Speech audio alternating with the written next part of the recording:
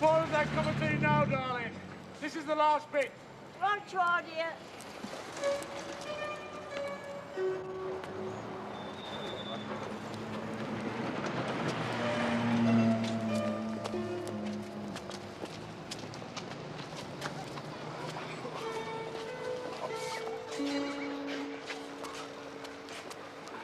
I'm having your job, mate.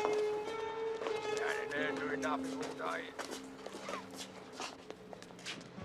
Now, easy now. I'm on the paintwork. Oh, you and your bloody paintwork.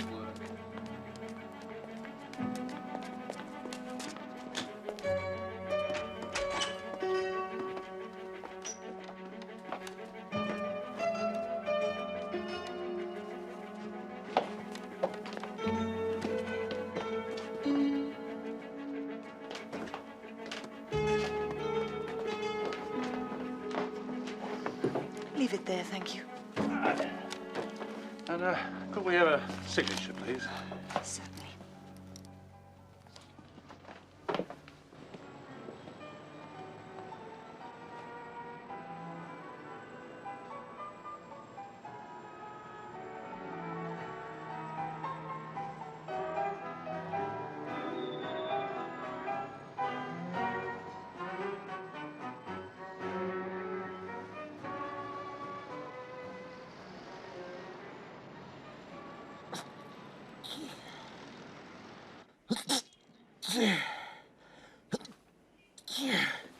Oh, Dieu. Ça suffit. Mr. Poirot, you've only done 7 minutes. You'll never cure your cold if you don't obey the instructions. I can't imagine a method so undignified can cure anything. And now also I have the backache. As the post comes level. Yes, and I'm afraid there was nothing for you. Oh. It's only been 3 weeks since your last case. 3 weeks is an eternity to a brain like mine. Without the constant stimulation, my little grey cells will starve and die. Already you can see I am suffering the effects.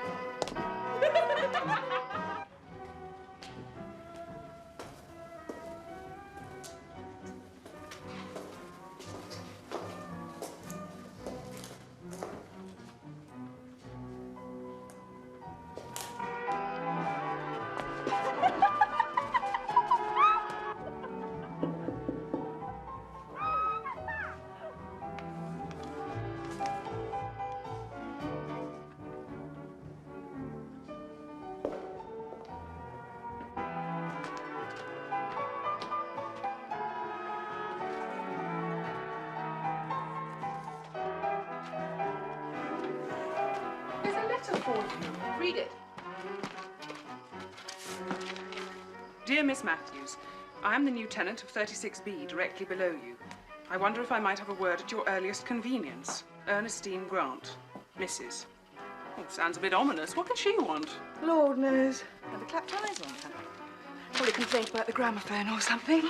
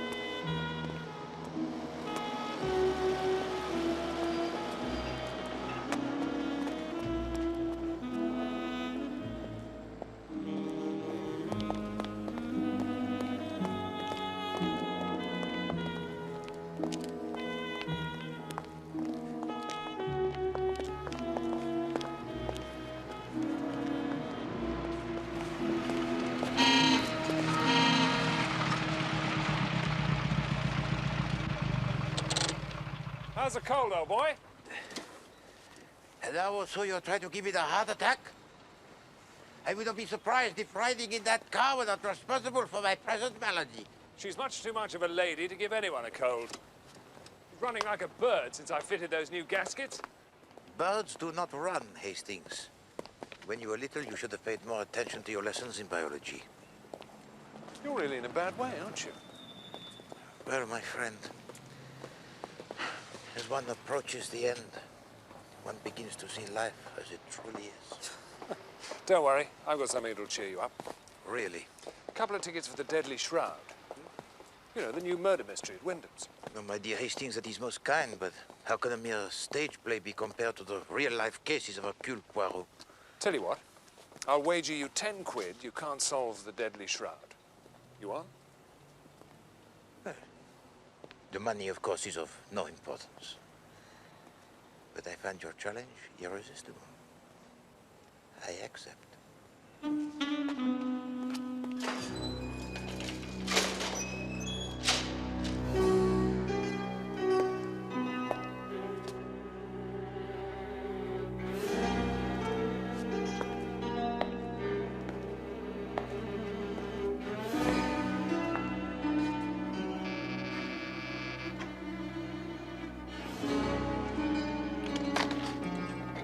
Oh, it's you. You better come in.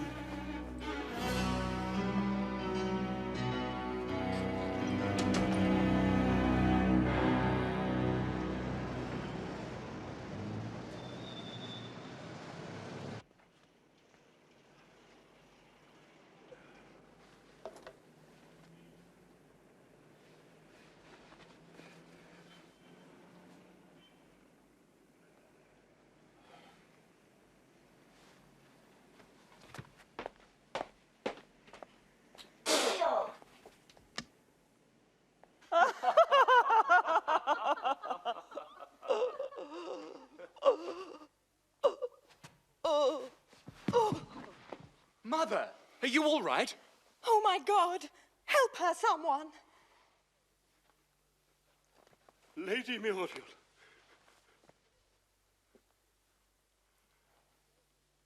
She's dead.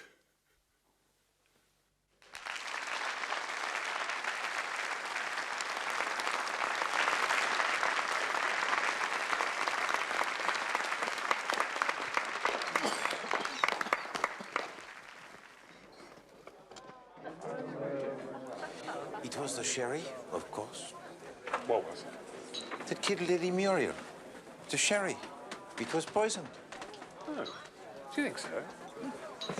I think that Mrs. Sadler's looking pretty suspicious.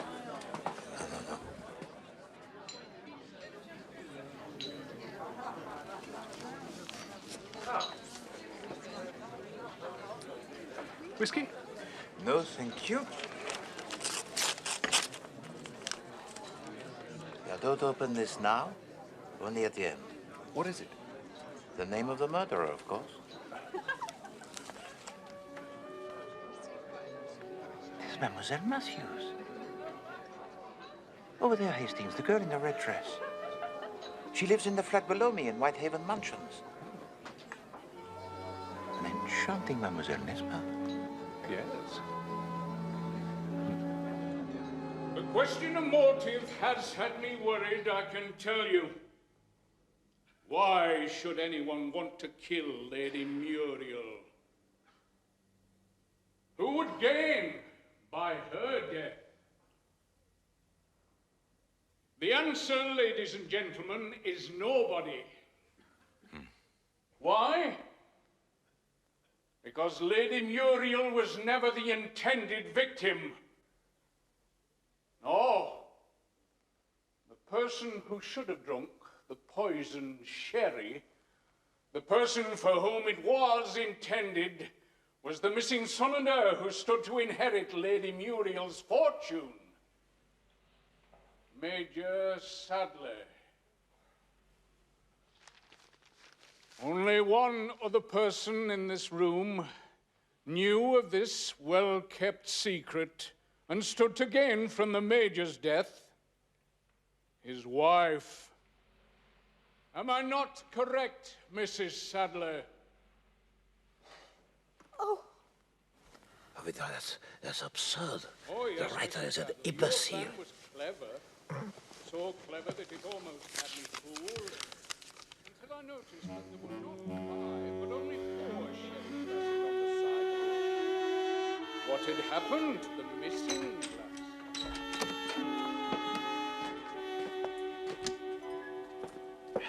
Perhaps it is time I retire, Hastings. I say, Poirot, you're beginning to make me feel badly about all this. No, not at all. Hercule Poirot is a man of his word, even if the playwright is not. We were not given all the facts. It was only at the end that we discover that Major Sadler is Lady Muriel's son.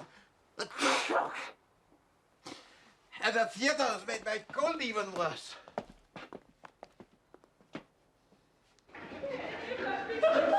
Of course I did. I got it at the end of it. Yeah, well, I bet you also do that right before I knew it was that Mrs. Sadler right from the beginning. Takes one to know one, I suppose. It was that dress she wore in the first act. I mean, it was so... Although I can't find my key. Perhaps you just forgot to bring it, darling. Of course I didn't. I'm not a complete nincompoop, Donovan. I always bring my key. Actually, I saw her put it in her bag before we left. There, you see? The point is, how are we going to get in? Well, the night porter will be off duty now. Donovan, darling, you wouldn't care to be a cat burglar, would you? No, Pat. I think even among cat burglars, a fourth-floor flat might be regarded as rather a reckless proposition. Is there a fire escape? No, but there's a coal lift. That's a point. It's located in the basement of the flats and goes up to a hatch in the kitchen. We put the dustbins on it as well, set them down. Won't the hatch be bolted? I never really bothered to bolt mine. It's too stiff. Well, it's worth a try, wouldn't you say? Absolutely.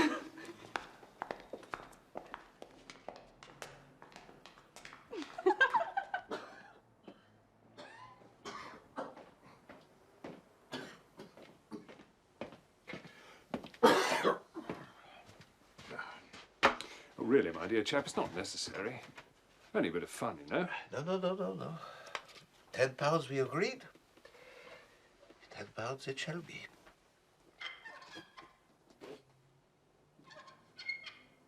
Tiens.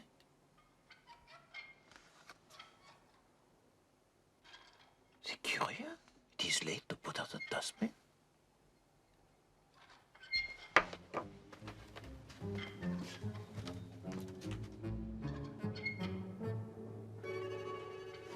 Hastings, be so kind as to extinguish the light.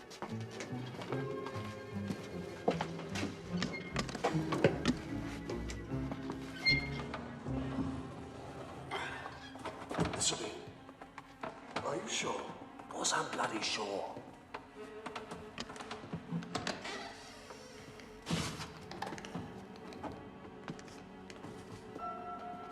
Put the light on. Damn thing won't work. Try the sitting room. All right.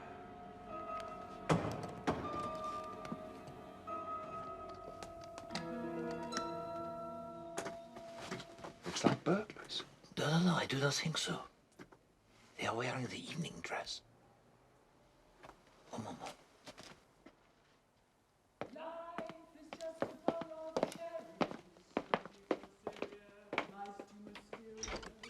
You work, you play, you worry so, but you can't take your dough when you go. So keep repeating, it's the berries, for the strongest oak must fall. The sweet things in life to you were just loaned, so how can you lose what you've never owned? Life is just a bowl of cherries. So live and love and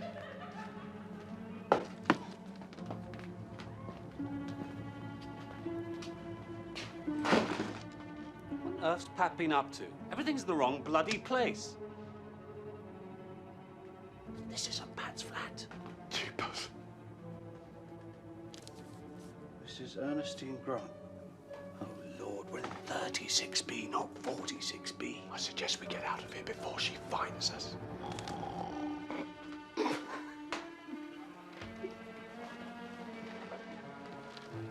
Look!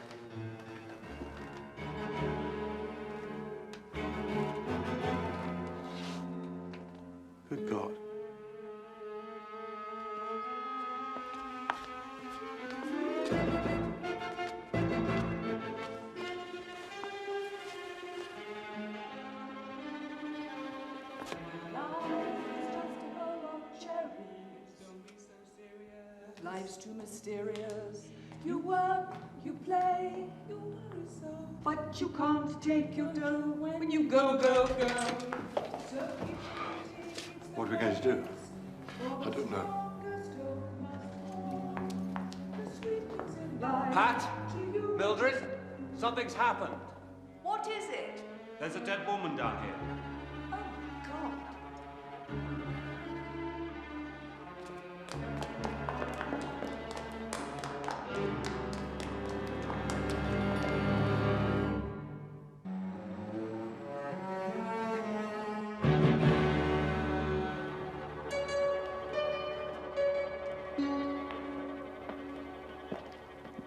Jimmy? This is Jimmy Faulkner, Monsieur Poirot. Ah. Bonsoir, Monsieur Faulkner. Not the Monsieur Poirot. Well, yes, he lives in the flat above me. Gosh, I didn't know. This is an honor, sir. Thank you. You see, Hastings, I am still a force to be calculated. So, the doors were unbolted.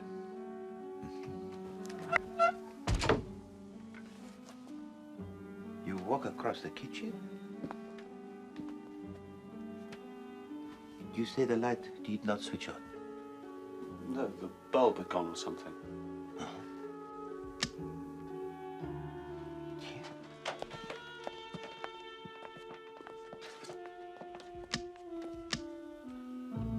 Very odd. Maybe there's a loose connection.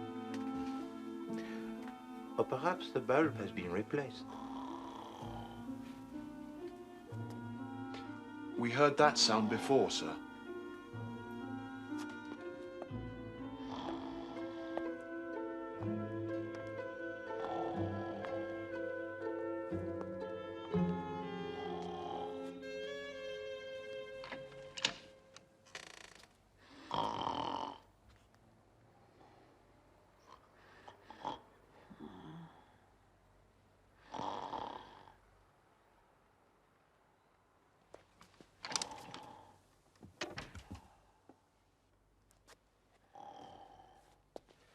It is the domestic, the maid. We will let her sleep for the moment.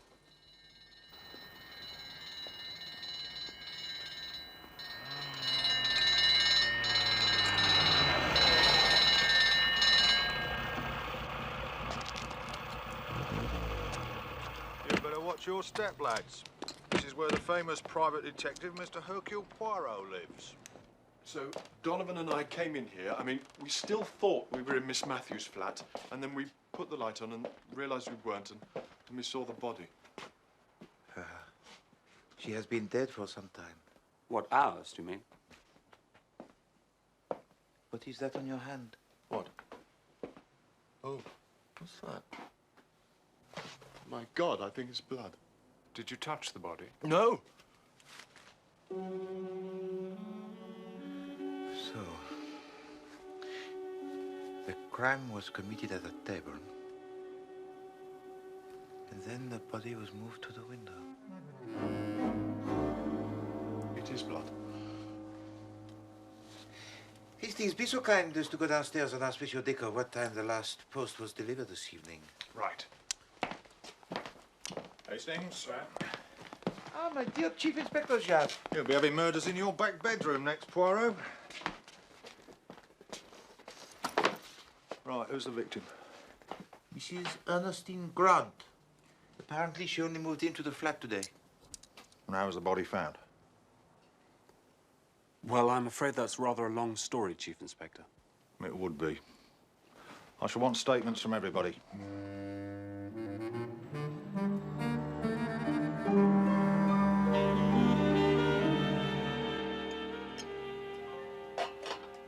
Omelette for you, Mildred. Oh, I couldn't. I suppose you're inured to this sort of thing, Monsieur Poirot. No, no, no. On the contrary, I think it is very nice. You know, Mademoiselle Patricia, I once loved a very young, beautiful English girl who resembled you greatly. But alas, she could not cook. And the relationship withered. No, I meant, well, you know, poor Mrs. Grant and everything. Mademoiselle Patricia, a little bread, perhaps? It is essential to keep up the strength of my little grey cells. You seem a little better, sir. Thank you. I am feeling better. Doesn't seem real at all. It's like being a play or something. A better play, I trust, than the Farrago we saw this evening. Oh, didn't you like it? Oh, we all thought it was terrific. I beg to differ, on the contrary. We were not given all the facts. The facts as presented pointed to Cheers the butler. Oh, do you think so, sir? Just a question. Consider his position. He was the only person who had the motive and the opportunity to poison the sherry.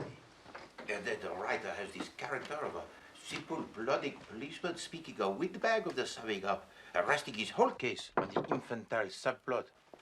The door was open. Come in, Inspector. Well, it looks like a pretty cut and dried matter. Not worth your while, I'm afraid, Poirot. The dead woman's Mrs. Grant, all right. A maid identified her. She was shot at the table with a small caliber automatic pistol. She fell forward, which accounts for the blood on the cloth. So somebody actually shot her in cold blood? That's the way it looks, sir, yes. How dreadful. And the time of death? The doctor estimates between 5 and 6 hours ago. None of you noticed anyone unusual in the flats around that time, I suppose? Mildred arrived just after lunch, and we didn't go out until Jimmy and Donovan came to collect us for the theatre at about 7, wasn't it? And you got back at what time? Ooh, 10:30 or so? What does the maid say? Ah, Miss Trotter. Excuse me. It seems she had the evening off. She went out at 5 and got back about 10 o'clock, letting herself in with her own key. She noticed nothing unusual? She thought her mistress was in bed. Never thought to look behind the packing cases. It's very curious. Curious? To try and hide the body. Didn't want the crime discovered until he made his getaway. Perhaps. Well, perhaps. Oh, pardon. Please continue, Chief Inspector. Now, we found this on the floor. Dropped in his haste, I expect. Take a look at the corner, Poirot. JF. That's right, JF. Now take a look at this. This was found in the pocket of the dead woman's dress.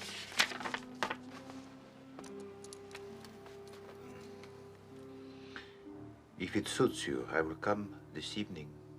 Shall we say 6 o'clock? Fraser. An incriminating document for this Fraser. Well, I think we may take it that JF and Fraser are one and the same. A John Fraser, perhaps. We'll get a line on him in due course. Chief Inspector, sir.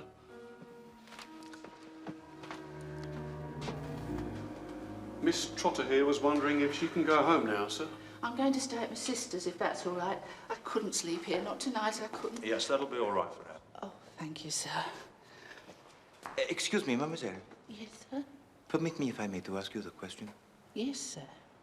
When you returned to the flat belonging to Mrs. Grant this evening, did you enter the sitting room? Oh, yes, sir. I collected the Evening Post on my way up, and I left the letters for Mrs. Grant on the sitting room table. And you noticed nothing strange in that room? No, sir, nothing. Thank you very much, mademoiselle. Thank you, sir. Good night. Ah, Poirot. Apparently the last post arrived at 9 o'clock this evening. Thank you, Hastings. And according to Dicker, nobody out of the ordinary came in and out of the building all night. Inspector, please. A little favor, if I may. Here we go. I would like to examine the flat belonging to Mrs. Grant. There's nothing there, Poirot. Well? I've put out a call for this John Fraser. We find him, that's the end of it. As you say. Well, then. Oh, examine it as much as you like.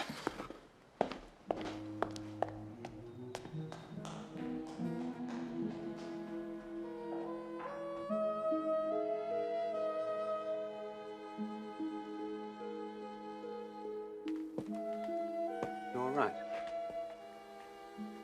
I'm all right. Shivering, you must be cold. It's just this terrible thing with Mrs. Grant.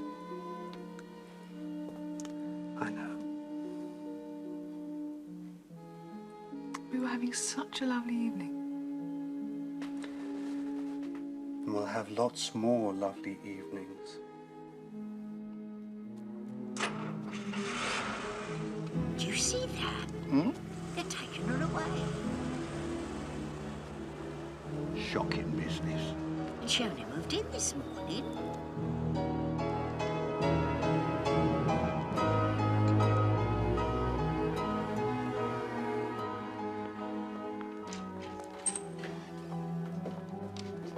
Let us, my friends, consider the facts. First, the letter, which was found at the scene of the crime with the name John Fraser written on the bottom. Then, the handkerchief with the monogram JF marked on one corner. So, it would appear, would it not, my friends, that this man, John Fraser, was careless, n'est-ce pas?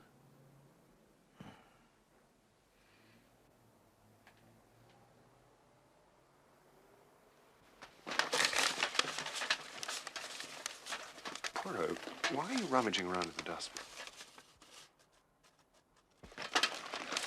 Uh-huh. I thought so. Voila.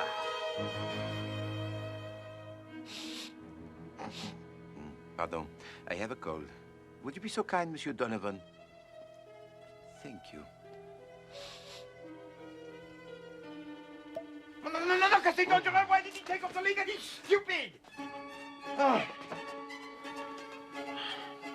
Jimmy, fetch some brandy, if you please. In the sitting room, I think. Hastings, the damp cloth.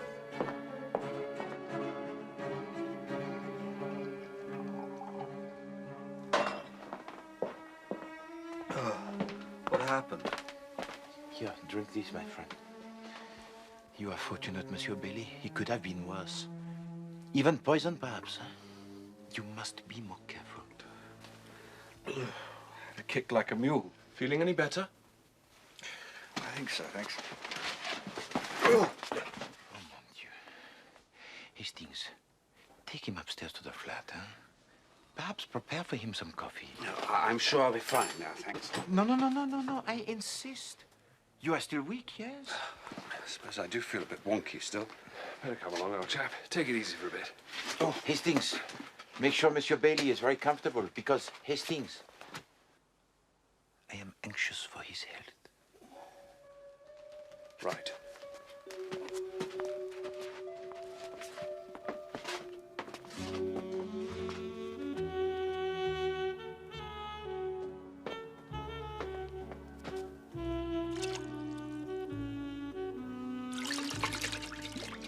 So, what now, sir?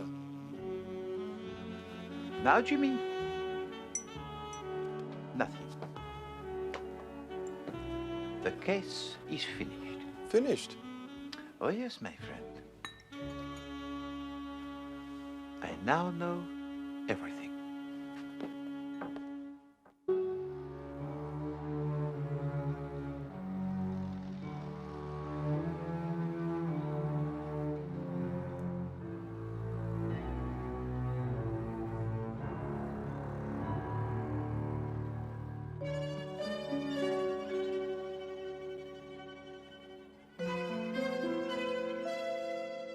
I don't understand, sir. Have they arrested this Fraser chap already? There is no Fraser chap. He is the name only. The name carefully marked on a handkerchief. The name written on the bottom of a letter which was placed in the pocket of the dead woman where we would find it. Good Lord. But who changed the light bulb in the kitchen then? No one. The light, it works to perfection. It was a ruse to get you into this sitting room. Come, I show you. You see, Jimmy, with the light on, it is obvious at once that this is not the kitchen of Mademoiselle Patricia. Eh? You would have had no reason to go into the sitting room, would you? No. No. Jimmy, what is this? The key to this flat? No. It is the key to the flat upstairs. The key to Mademoiselle Patricia's flat. Monsieur Bailey stole this key, Jimmy, from her bag, and I presume sometime during the evening. Donovan stole it? Yes. What on earth for? To prevent you all from going into her flat when you came back from the theatre. But why would he want... Oh, mon Dieu! To drive you into this flat instead. To drive you, my friend, into the service lift. But where did you find the key? Where I expected to find it. In the pocket of Monsieur Bailey. You see, Jimmy, I only pretended to find this bottle in the rubbish bin. I had it in my pocket all the time. But I hand it to Monsieur Bailey, he sniffs it, and pff. In this bottle is ethyl chloride, a most powerful instant anesthetic. So, for the few moments, Monsieur Bailey is unconscious. But it is time enough, while you are in this room, to fetch the brandy, for me to take the 2 items from Monsieur Bailey's pocket that I knew I would find there. Yes, No, patience, my friend, and you will learn everything. I ask myself, why hide the body behind the packing cases? To gain time? Yes. But for the very special reason. You see, Jimmy, earlier this evening, the murderer entered this flat in order to take something, huh?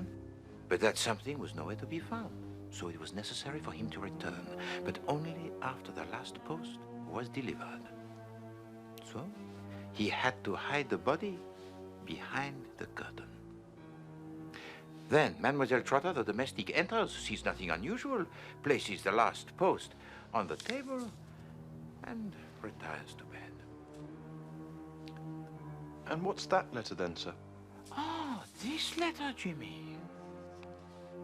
This was the second item I took from Monsieur Bailey's pocket. It was this letter that he was so desperate to find. Are you saying, then, that Donovan murdered Mrs. Grant? Exactly. But why? He didn't even know Mrs. Grant. Why should he want to kill her?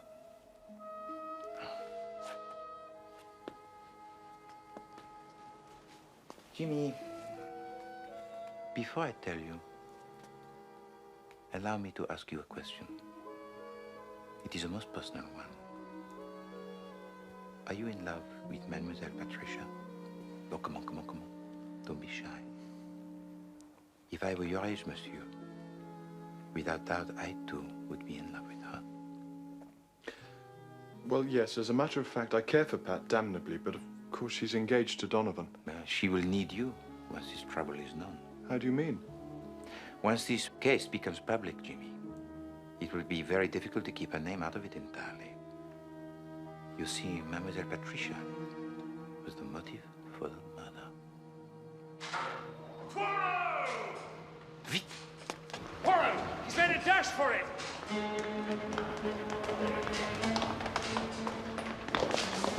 Constable, stop that man in the lift, hurry. And you, Jimmy.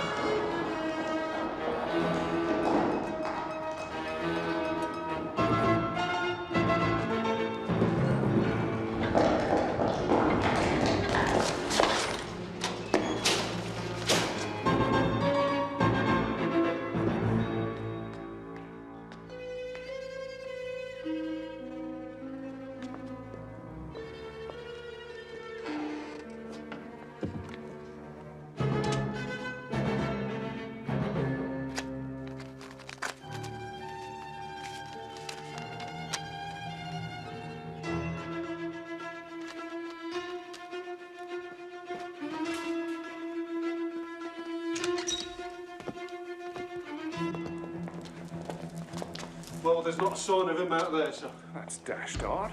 He can't have got far. Your friend is not a fool, Monsieur Faulkner. He presses the button inside the lift, but does not descend himself. Voila. Quick, the basement.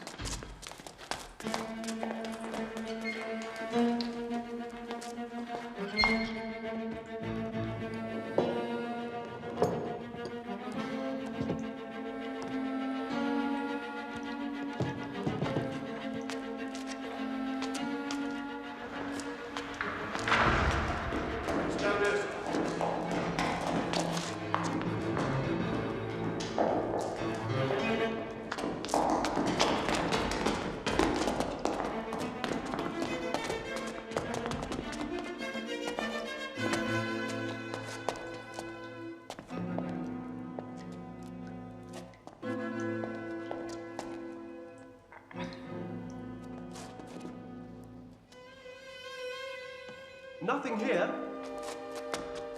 Must have been something else we heard, Monsieur Poirot. I think we'd better go back upstairs, eh?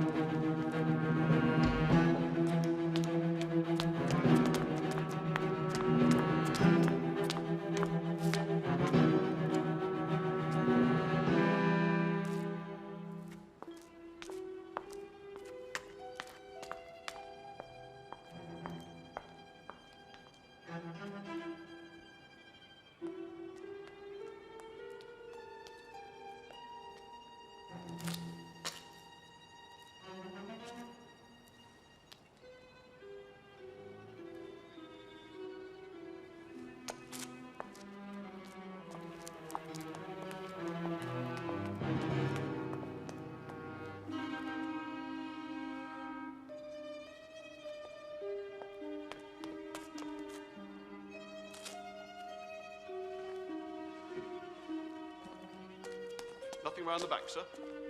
Not a thing. Just disappeared. Disappeared altogether. Grown men do not vanish into thin air, my lord. Well, he did.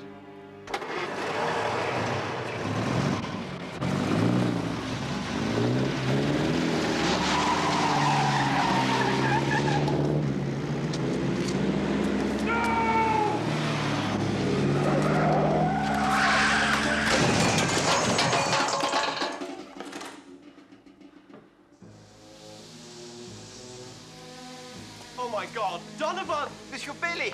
Monsieur Bailey! I'd better call an ambulance, sir, I think. Is he badly hurt? Oh my God!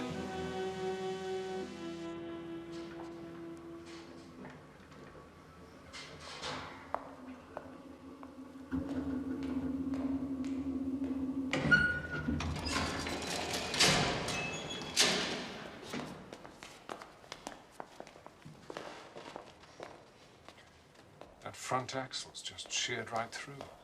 Oh, mon pauvre Hastings. But you must not brood. You must occupy yourself, huh? Go and telephone the Chief Inspector Jacques and tell him we have caught his fisher.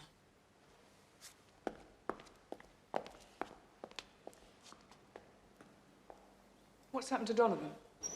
It'll need a whole new front end.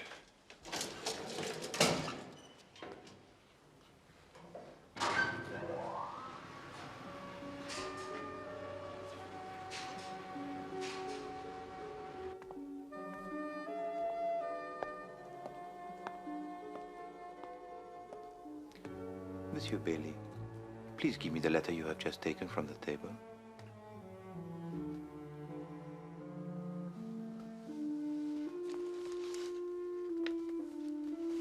Thank you, monsieur.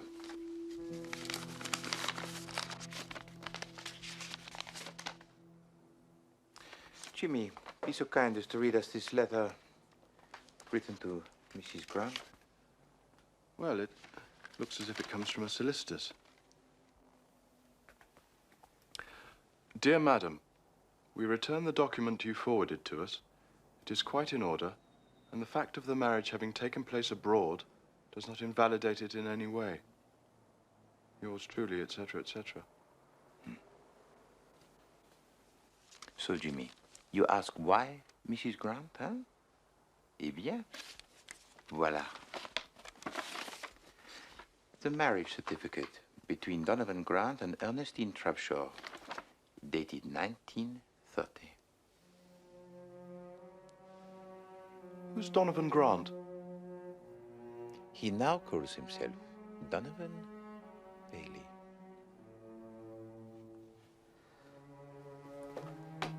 I wanted a divorce. I begged Ernestine, but she refused. Said she'd never let me free. After I fell in love with Pat, Ernestine started hounding me. Telephoned me every day, held it over me, threatening to tell Pat everything.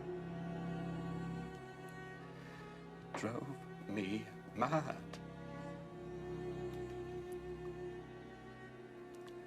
And she suddenly announced she'd taken a flat here, right underneath Pat's. I couldn't believe it. By then I knew she was crazy enough to do anything.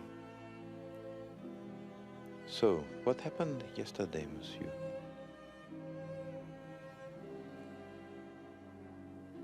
Ernestine called me in the afternoon. Said she'd written to Pat to arrange to see her, to tell her the truth about us. Well, I naturally assumed the worst. I knew I had to do something once and for all. I called round to her flat around about 6. Oh, it's you. You'd better come in.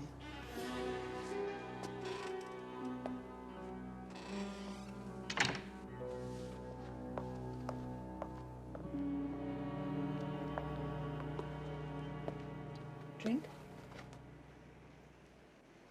You've absolutely no right to go hounding Pat. But I'm not hounding her, my darling. I'm simply telling her what a rotten bounder you are, promising to marry her when you're already married to me. We got married in Switzerland, Ernestine, if you remember. It doesn't count under British law. So you keep telling me. But I thought I'd test your little theory. So I sent my solicitor a copy of our marriage certificate. He's telephoned me to say it's completely valid. And he's written back to me to confirm it. Show me. I haven't received his letter yet. It'll arrive in the evening post, I expect. It's going to be quite a shock for poor Miss Matthews. I'm warning you, Ernestine. If you approach Pat, so help me God, I'll kill you, I swear it. Oh, Donovan. Don't make me laugh. Now run along and try and impress somebody else, will you? Poor Miss Matthews. You really have let her down, Donovan.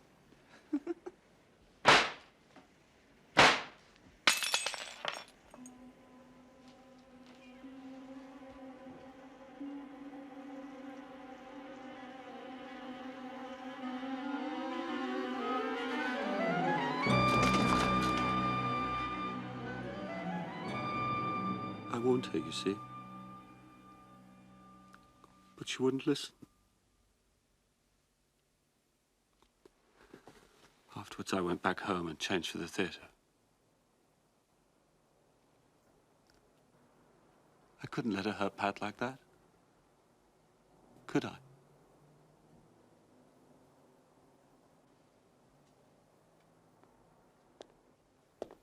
Ah, my dear Chief Inspector. Came as fast as I could, Poirot. No, my friend. You came just in time. The case is closed.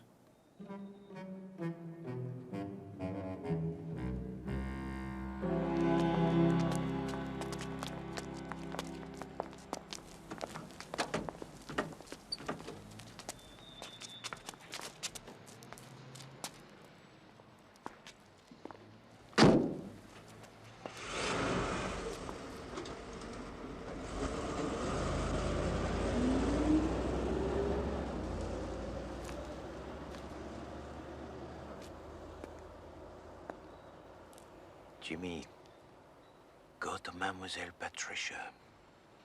She doesn't want me. She wants him. No, mon ami. She needs you. Go on, go to her.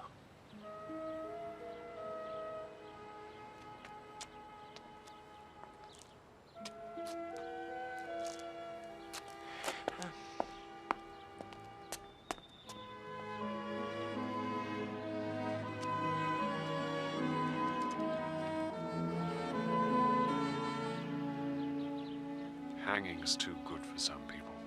Basically, what you've got here, Hastings, is some very expensive scrap metal. Hastings, my friend, Poirot is as magnanimous in defeat as he is modest in victory. Oh, yes.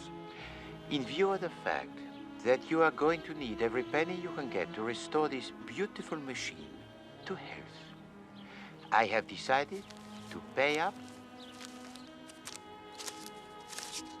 and be content. I say. Thanks, old boy. Think nothing of it, old boy.